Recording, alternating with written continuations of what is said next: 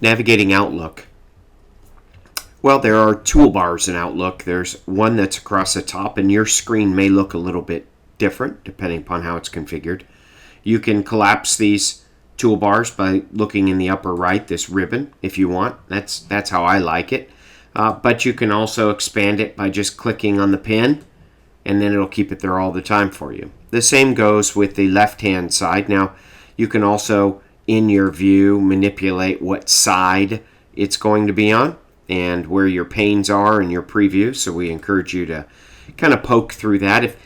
If you really don't care that much, then just leave it at the default settings. It's usually the best from a scientific perspective of what Microsoft has established as a best working environment. Many people like it open here because they like to store things in folders. I'm not a big fan of storing things in folders. I am in my personal account. You can see here some of the items that I've got stored here, and even the details subfolders in those.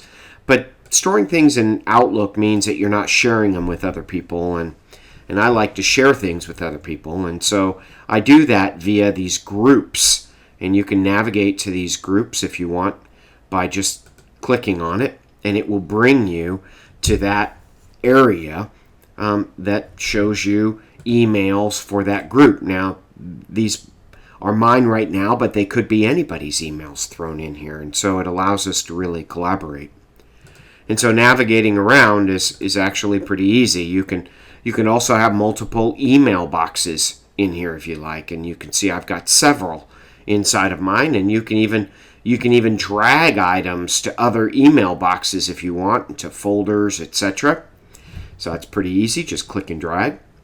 Down at the bottom, you will also see other components of Outlook. So mail is what most people relate to when they think about Outlook, but there's also calendar, and your calendar can have multiple calendars if you wish. You see I've got 2 calendars showing here, my personal one and Greg Lush at lastmileworker.com, but I could show any one of these calendars if I choose to do so by just simply clicking on the box and taking a look at those items that appear in those calendars.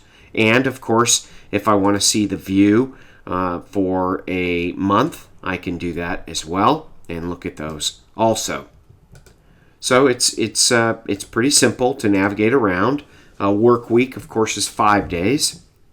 You can also see different team members, other people who have their calendars, and I can show those as well. Another nice feature in Calendar that I love is if your organization hasn't shared the calendars, letting other people see it, I could send you a copy of my calendar by just using this email calendar function. And when I do, it allows my calendar to be pulled down onto an email, and I can send it to folks. So that's pretty cool as well. People are also part of the Outlook client. And so you can see there's tons of people listed in here, and I can click on any one of those names to jump to those items or numbered addresses. When I click on the name, I can see then the pertinent information about that person. And that goes also by different types of contact lists. And so you can have all sorts of contacts in contact lists. I can also see down here tasks. Now I happen to use tasks, and red shows that they're overdue and black is not. So that's a pretty nice feature as well. And then items that I don't use too much are the notes, mainly because I use OneNote, but you could use notes, and that's another feature that you could navigate to by just simply adding new notes to different accounts, and it'll synchronize those notes across. And a note is just, you see a note here, it's just a little yellow sticky, and I can, do that. They're very unsophisticated and hard to manage, but I can keep it sitting on my desktop here. It's kind of like a bunch of little yellow notepads. If I wanted those little stickies, I could do that, stack these accordingly, and then when I look at them, I can open each of the notes up.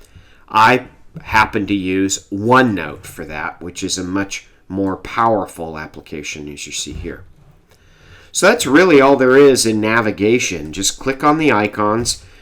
You'll end up in the product area, and that particular area, and just just click on things. You can't hurt anything.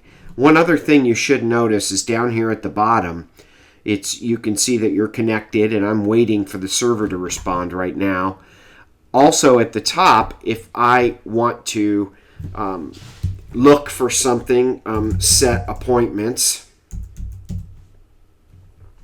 I can get help, and you could see it shows all the items related to appointments. So if I click on this, it's literally going to set an appointment for me.